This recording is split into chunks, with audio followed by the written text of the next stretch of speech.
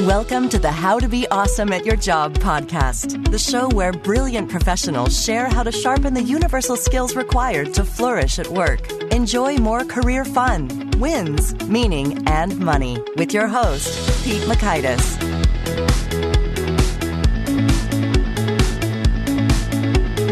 Hello, and thanks so much for joining us here for episode 237 with Dr. Carmen Simon. I think you will love what Carmen has to share, because I sure did. Back in episode 11, we had her once, and it's time for some more. She's got new research, more insights about being memorable, particularly with stories, what makes them great. So you'll learn, one, the three components of a good story. Two, why causation in a story can be both sexy and tricky at the same time, and why relatable emotions are more important than strong emotions. So if you'd like to check out the show notes or the transcript or the links to items that we've referenced here, you can find that on over at awesomeatyourjob.com/ep237. And while at awesomeatyourjob.com, I encourage you to check out some of our great resources. One I'll point you to today is the Gold Nugget email list. So if you're listening to this podcast, you wish you could take notes, but you're running, you're driving, you're indisposed, well, we take those notes for you. We send them to your inbox. Each morning, there is a new guest, the most actionable summarized tidbits that you can read in under 2 minutes. So that's on over at awesomeatyourjob.com, or you can text NUG, that's N-U-G, to 444-999 to sign up that way. Now, here is Carmen's story. Dr. Carmen Simon is a cognitive neuroscientist and founder of Memzy. She has applied the latest neuroscience research findings to deliver workshops, design, and consulting services. Carmen is a published author and frequent keynote speaker at conferences in the U.S., Canada, Europe, and Asia. She holds doctorates in instructional technology and cognitive psychology and uses her knowledge to offer business professionals a flashlight and a magnet, one to call attention to what's important in a message, and the other to make it stick to the audience's brain so they can act on it. Carmen's brain science coaching helps business professionals motivate listeners and stand out from too much sameness in the industry. Here's Carmen.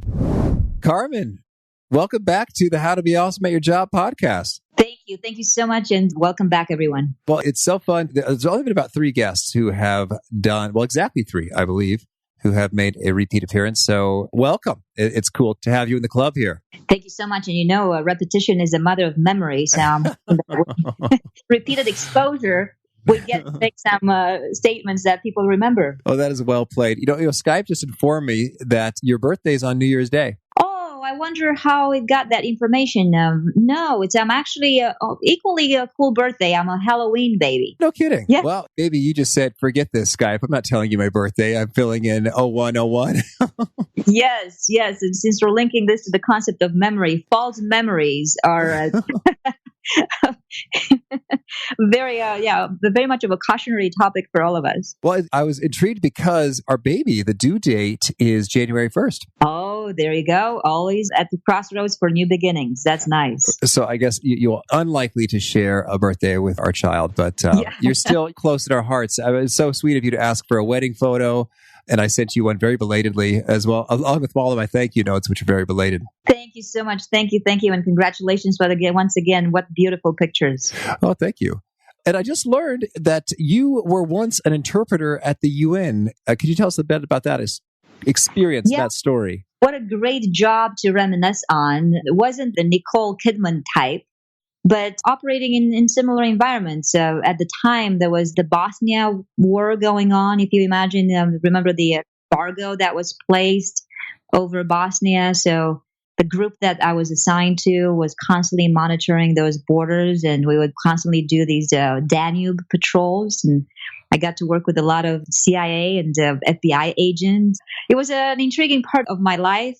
What I retained from it, speaking of memory, is that when memory is concerned, culture plays such a huge role because all of us have such different mental models through which we process our reality.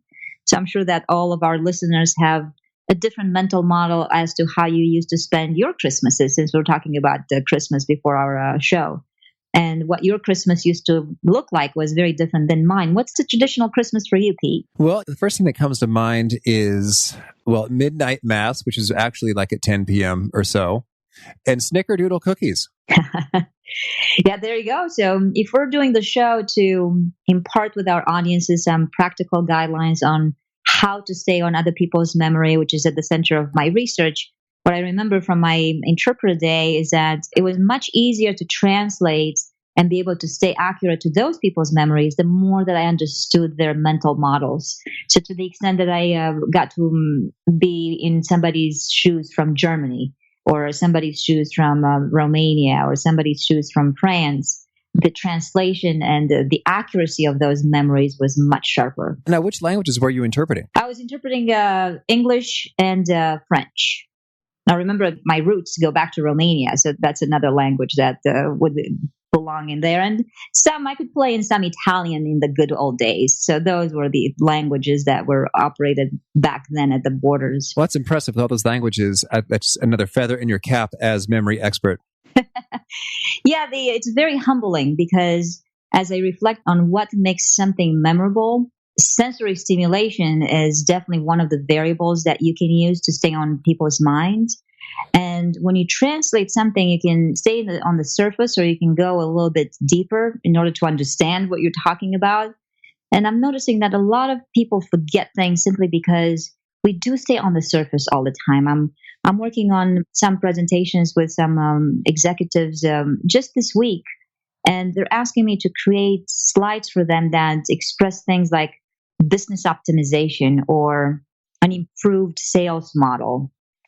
And unless you get into those people's shoes, very much like we were doing back then in our interpreting days for France or for England or for Germany, it's very difficult to come up with something that is fresh and stimulating our senses.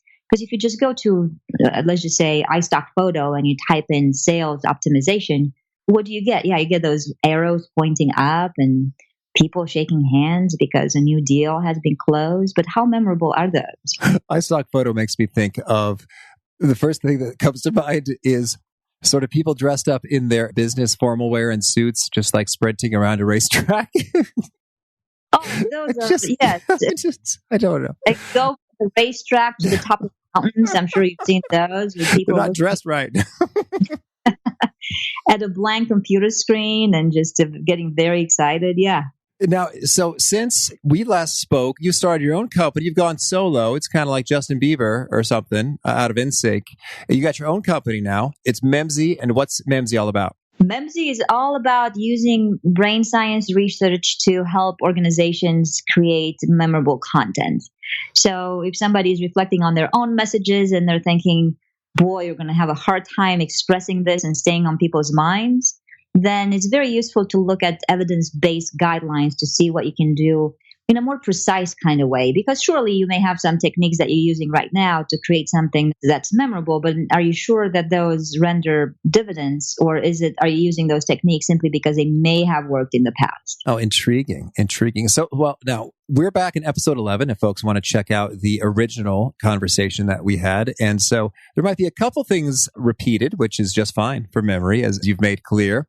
But I also kind of want to chart a little bit of new territory. So I understand that you've got some recent research about what it is within stories that make them more memorable than perhaps other stories.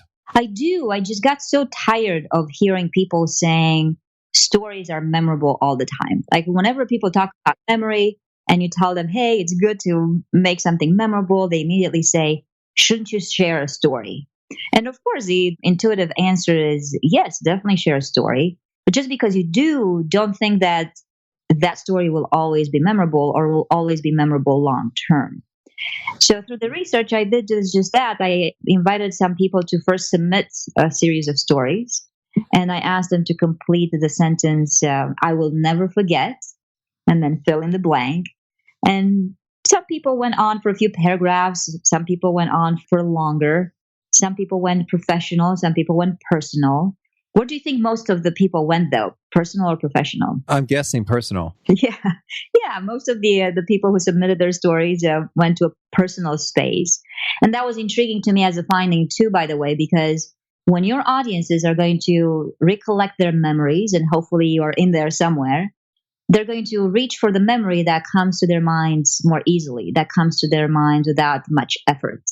And our personal memories quite often are probably a lot more effortless than the professional ones to recollect. Intriguing. And so then what did you notice in terms of like the themes or patterns associated with the stories that folks will never forget? Most of the stories had obviously some sort of an emotion or some contrast between a state versus another state where they ended up. Those weren't necessarily surprising. What surprised me is when I gave these stories to various people to then read, and I asked them, what is it that you remember from other people's stories, you see? That's when I wanted to see what's the overlap, what stays on our minds from other people's stories naturally without you trying too hard. So 2 days later, after these people read the initial stories, they received a survey that asked them, what do you remember? And I asked them a subsequent question too. I said, now please try a little bit harder, exactly for this reason I'm mentioning, that the brain is a cognitively lazy organ. And when we are asked a question, especially if we're not immediately vested, which these people weren't, we're going to take the path of least resistance. So if I ask you, what do you remember from your last day at work? You might probably give me one or two things and not really try that hard. Is that true? Like, what do you remember from your work last week? Last week. It's so funny. My temptation, talk about lazy, was to just get the mouse and move right over to the calendar and have it do the remembering for me. Yeah. I'm not surprised. And that's what I noticed, that was one of the initial findings, is that immediately for question number 2, which is what I'm asking people to please try a little bit harder, obviously those are more revealing answers than the original answer. So then the practical guideline that I would have for everyone listening to this is that, 1, make sure that if you do have a story, it comes to your audience's minds easily. And then you reinforce it in some way if you want to stay there for a long period of time, because those surface details are going to be gone very, very quickly. We tend to stay on the surface when recollecting things, especially if the reward or if the goal for them to remember is not all that well stated or not that strong. Well, it's funny now that I'm thinking harder per your prompt. Yeah. And the first thing that comes to mind is we had a podcast guest, Frances Cole Jones, and she sent an email out to her whole list, which had her sporting the How to Be Awesome at Your Job podcast t-shirt, which I've begun sending to guests as a thank you. So, nice. Spoiler alert, Carmen. Well, see, that's a very smart technique, by the way, because if you want to make stories more memorable and just any other type of communication more memorable, a good way to do it is to send something that would then trigger people's memories in some way when you're not even in the room. So you're doing it right. Oh, cool. Thank you. Well, I guess what made the reason out so memorable, it's like, well, shucks. I've sent out many, many t-shirts, and I've seen some people post on Twitter like, hey, thanks for the shirt. This is cool. But it's like, oh, there's something quite public into the whole email list. What a treat. And just in terms of being a generous, kind, promotional move on her part that is supportive of what I'm doing over here. Congratulations. Congratulations. Oh, thank you. Yeah. So, okay. So we talked about state changes, and we talked about, I guess, noteworthiness is what I noticed. So, what are some of the other ingredients that make them memorable? Yeah, we're talking about the cognitive ease. So make sure that whatever you're sharing with your audiences will come to their minds easily. But what makes it easy versus hard? Yeah, exactly. So because then we have to ask the question, well, what happens if we don't have the chance to ask somebody else to try harder to remember us? Because we don't always have that luxury. And then the question still becomes, what comes to people's minds just so effortlessly that they don't even have to think so hard? And one of the items is one that we touched upon a little bit earlier, which is this strong sensory stimulation. Like, for example, there was one gentleman who contributed a story when he remembered going to Kenya to fix some electricity-related devices. And he was invited at this family, and he had brought them a bottle of Coke. And that family, and according to their tradition, whenever you got a gift, you had to then share it with everybody else. And he remembers in details going up the hill to this hut, and it was something that was built in mud, those mud huts. He remembers distinctly the mother and the father and the small kid, and even the grandmother that was sitting on this piece of log, and she had glaucoma. And he remembers the holes in this kid's clothes that were stapled so that there wouldn't be holes anymore. But the emotion that stood out for him was the fact that these people only had a bottle of Coke, which they had not had for maybe a year before. And they wanted to share with him. And he didn't even like Coke. And it was a warm bottle of Coke. But yet they convinced him to drink some of it. And you take a few sips and then you pass it on to the next person who also takes a few sips. And he thought that was the greatest gift he had ever received from a family who pretty much had nothing. Yes, that's powerful. And so then the Coke is right there. We got the red, we got the white visually, we've got the taste itself wrapped up in emotion. Exactly. And then you can almost see that, like those holes on the clothes that are stapled shut, and you can see the mud hut. And the way that he was expressing it was so visual that later on, when I was looking at people's responses and I knew that a few of them had read his story, those details were remarked in people's responses. And that's such a luxury for anyone these days, to stay on people's minds days after you have shared the stimulus. That's huge. And the advice then that I have for everyone listening is to look at your communication and ask, how strong of a mental picture are you painting in your audience's minds? Because quite often we become forgettable simply because our communication is so darn abstract. Okay, that's excellent. And so then I'm thinking right now, as you talk about some clients working with like business process optimization, I guess that seems pretty abstract. But if maybe we're talking about, I don't know, logistics or delivery, if you tell a story of a customer who was blown away by receiving that package, I don't know, like the very next day, and they were able to, I don't know, redecorate their house or serve a patient in the hospital, like something, I guess, visually that they're then doing with that product, and how the speed made a difference. I'm just sort of grasping here, but I imagine that goes a lot farther than saying we're dropping our average ship time from 2.1 days to 1.4 days. And you can still show both. I'm not saying that sacrifice one at the expense of another. In fact, a question that I get quite often when it comes to storytelling is, what's the difference between storytelling and facts? And we can't really approach the question that way, because facts can still be part of stories. Right. Facts are, I would define them as zoomed in stories, because if I were to categorize all the findings from the research, a story is based on three components. There is a perceptive component, in which we can include that sensory stimulation I was sharing with you. We can include a strong context, because when I said Kenya, you can kind of knew where to go. And we can include action across time. So all of these are perceptive things that you can sense with your senses. Another component is a cognitive one, and facts go in there, and meanings and abstracts. See, that's where business people thrive. We enjoy the facts and we enjoy extracting some conclusions from what we say, and those are great. But quite often they're at the expense of the perceptive. We don't help our audience's brains to build these strong mental pictures. And then we wonder why people forget those facts. It's because they didn't really know how to imagine those.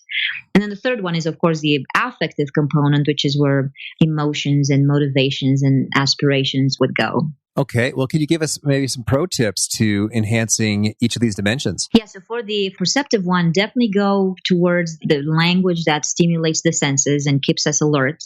So the more you can make people see what you saw and hear what you heard, and almost enable touching what you touched, then that stronger language will definitely reside in people's memories a lot stronger. And also for the perceptive, don't forget the action across time. You cannot have a story unless things progress across time. And in business content, hardly anything ever happens. In fact, it surprises me when people say, oh, just come to our organization and help us tell our story better. And then I'll ask, well, so what is your story? And they will say, we were founded in this year and we have this many customers and we have noticed these trends in the industry. And as a result, we have developed this amazing web architecture. You know, everybody has an amazing web architecture these days. And we have done this and this other thing, but there's nothing really in a progression across time that is a mandatory component of a story. Like if we were to talk about business stories, for instance, I remember the woman who invented spandex. For all the women listeners, I'm sure that everyone has heard of the product. And when she's interviewed and you go online and you read her stories, you hear how at first she started in her own apartment and how she was trying on things in the bathroom and how she was experimenting things within the kitchen. And then she tried to get a meeting with somebody at Neiman Marcus, and the meeting was going poorly until she convinced one of those executives to go with her to the bathroom and try this product on and under some white pants. And from then on, she wore those white pants for 3 years to convince many other people to buy into the product. So see how things just progress across time. First, this happened, and then this happened. And as a result, this other thing happened. So we go from A to B to C, and each is a consequence of the previous stage. And that's the mandatory component of a story. Now, so I'm interested now when it comes to, like, say, a business telling the story, a lot of times it's about growth. You know, we had this many units or this much revenue, and now we have these many units and these much revenue, and it's much bigger. And so, but in a way, those aren't really actions. It's just sort of an output or measurement. And so how would you maybe make that translation? Yeah, so we could go from that list of facts, because if you're saying in 2016 we sold this many units, and in 2017 we sold this many units, and therefore we have grown by this percentage, that's almost kind of an action, because you would have to make it show how did you get to point B as a result of point A. Was it somebody that you hired? Because imagine if you said in 2016 we sold this, and then we hired this amazing VP of sales. I mean, this guy, he used to work for such and such, and then he sold his company, and then he did some other things, and then he moved to the US. And despite his accent, he created all these relationships and did this and this other thing. And as a result, then here we are 2017 with an increase in this. To see how now you're showing how B is the result of A. Oh, certainly. Or that individual customers were so delighted that they shared stories like so-and-so from Mississippi who put this on her Facebook, and sort of shares of that nature just naturally resulted in so many more people buying it. And thusly, we have this number of units now. Yeah, and you would have to be careful about showing causation, which it's a tricky thing, because causation is what we would consider from a storytelling perspective a plot. So you're saying if your customers posted such and such on Facebook, and then somebody else saw it, and as a result, they too purchased the product, and then they went to talk to another customer, and as a result of that, then this is what happened.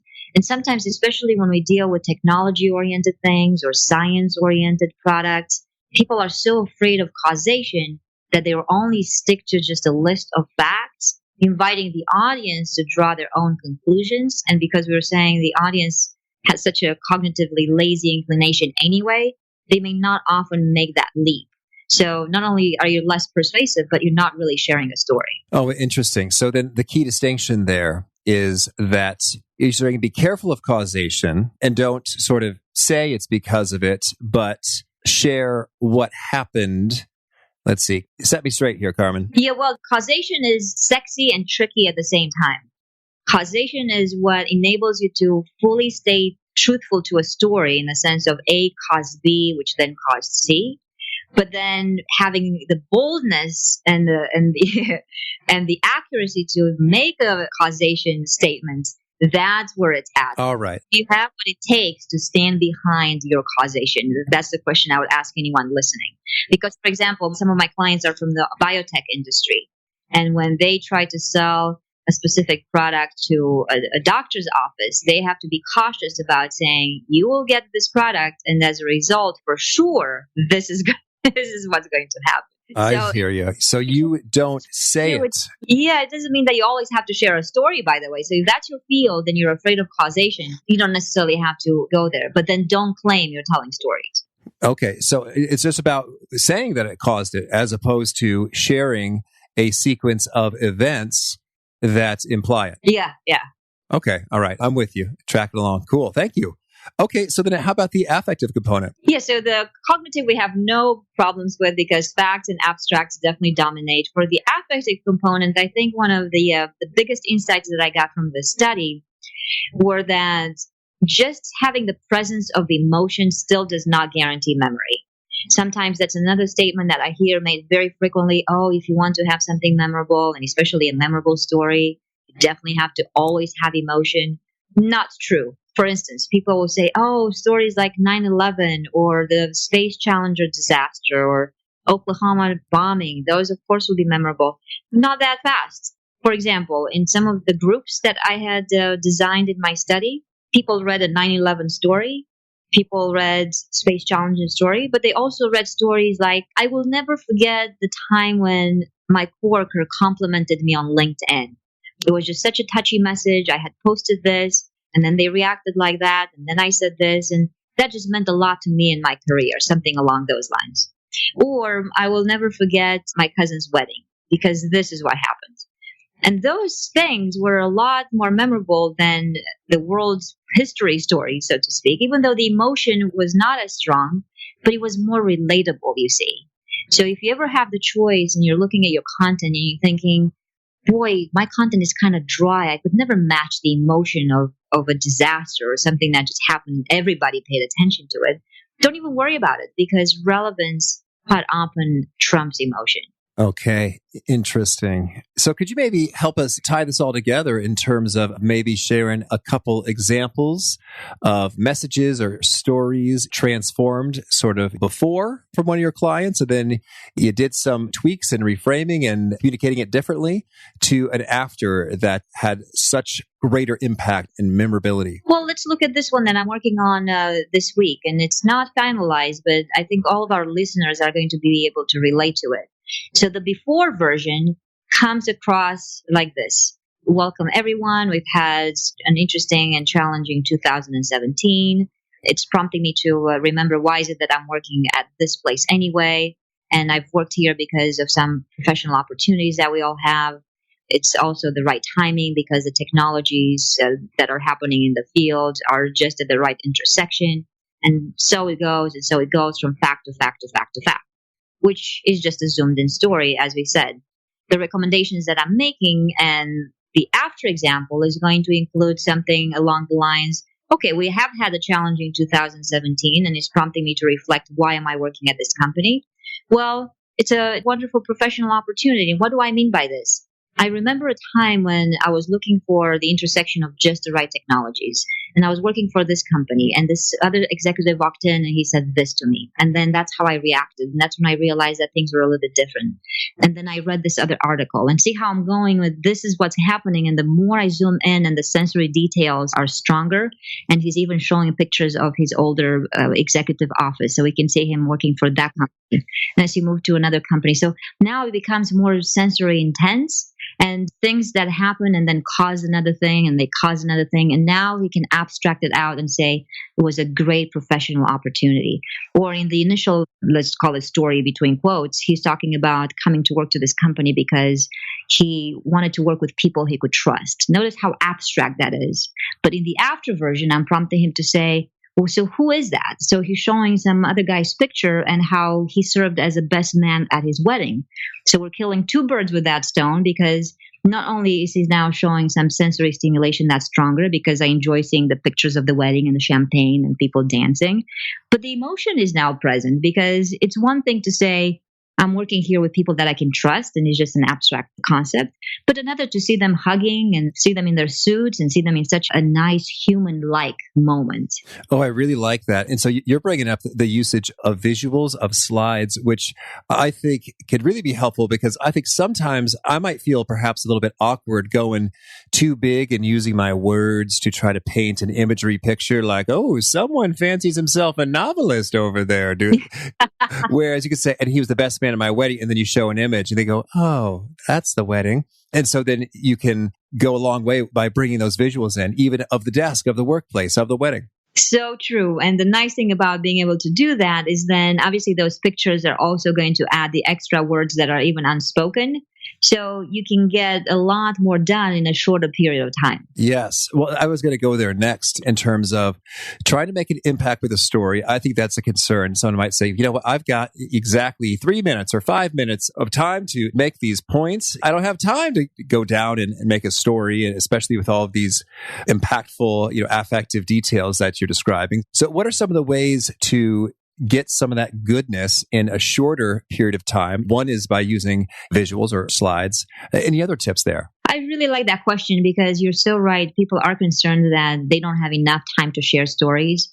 And for any of our listeners who are married and sometimes they get their spouse's reactions like, come on, get to the point. I don't have time for all of these details.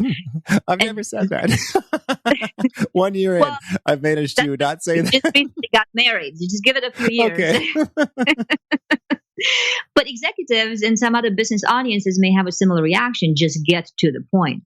And so one of the ways that if you still want to share a story, but you're afraid that you don't have enough time, the advice would be to earn the right to tell the details. And the way to do that is to respond first to people's expectations. And if we said facts are just zoomed in stories, and if your audiences are indeed expecting facts at first, then give those first. So if I'm presenting to some executives and they do want to hear about the growth that has happened in the past 2 years and they want to see some charts, that's my intro. I'm not going to start with, it was a dark and stormy night and the clouds were just approaching and I knew something drastic was going to happen. You see? But if I share with you the right amount of information that you expect, then I'm earning the right for a few more minutes of some other details. And then I can say the reason that we got to these numbers is because of that one dark, stormy night when you would not believe what happened. So as a communicator, you're a choreographer of your audience's expectations. Feed those first, and then you earn the right for a few extra minutes where you can fill in the details that will make it a story. Oh, that's excellent. Very good. Any other perspectives on the time perspective? Yes. So obviously time would be correlated with the length of a story. What I noticed in my study was that there is such a thing as too short of a story, beyond which it becomes forgettable. And the length that I noticed for people that they remember stories, the sweet spot was somewhere around 600 words, which would be about 2 or 3 paragraphs. And I would always suggest that if you want to have a memorable story, write it down first. And then make sure that you say it verbally so that you don't sound as if you're too scripted. You still speak it. It's not a story meant for writing. But 600 to about 900 words if you want to be a really polished storyteller, because otherwise you won't be having the opportunity to do justice to a context or to those sensory details or build some of those emotions in there. Oh, now, Carmen, I love it when you drop a number. That's intriguing. So 600 to 900 words is a sweet spot there. We were talking about memory and stories and memorability and this good stuff. Are there any other kind of key rules of thumb or numbers that leap to mind? Yeah, let's look at this concept of emotion just a little bit more closely, because I think it's so widely misunderstood when it comes to memory. Emotion, when your content is concerned, can come from 3 sources. It can come from the nature of the content, because if you're talking about medicine or people in Kenya, immediately the nature of the content draws an emotion. But sometimes in business, we don't have the luxury of that. We talk about, like you said, trucks or web architectures or predictive analytics. Sometimes there isn't a whole lot of emotion inherently associated with our content. So then what do you do? Because you still need some emotion to make something memorable. And the other 2 sources can be your audience can be a source of emotion. So if you're talking to people who are extremely vested in a topic, who are either elated or upset, they bring their own emotions that then contribute to the formation of some memories. Or you can be the source of emotion as the transmitter of that message. For example, I was listening to these people talk about the predictive analytics a few months back, and they were the most excited about this product and this technology that I had ever seen. I could have listened to those guys go on forever about predictive analytics. So as you're pondering your own question, your own content, question the chemistry that you have with your own content, because when that chemistry is there, then you can be the source of emotion and immediately you're going to have an increased chance at memory. That's excellent. Well, Carmen, tell me, is there anything else you want to make sure to mention before we shift gears and hear about your favorite things? Oh, my favorite things. Let's see. Anything related to memory? Since we're talking about emotion, another reminder that I would have for our listeners is that what we remember is not necessarily the emotion itself. We remember quite often the transition from one emotional state to another. And the sharper the contrast, the stronger the emotion. So, for example, let's just say that I shared with you that I fell off a bike. And obviously that's a negative emotion. But then if I said I fell off the bike and then got run over by a car, see how you reacted, and that's when the memory got formed. Because the first one, I had some emotion, but the sharper the contrast between 2 emotional states that you're creating for your audiences, then the stronger the memory. That's potent. It's so funny. I was imagining that you were going to contrast by going to something really happy, but you just went extra bad. Yes, you can go positive and then double positive. Like if I said I went to Vegas and I won $50, and then I pressed the button and next I won 50 million. that you probably created a memory just now because you went just super, super, super happy. But then you can go the other way of negative to quadruple negative. And that's how memories are formed. Oh, excellent. Thank you. Well, now could you share with us a favorite quote, something you find inspiring? Ooh, a favorite quote. Let's just see. Just the other day, I saw this thing on the internet, and we believe everything that we read on the internet.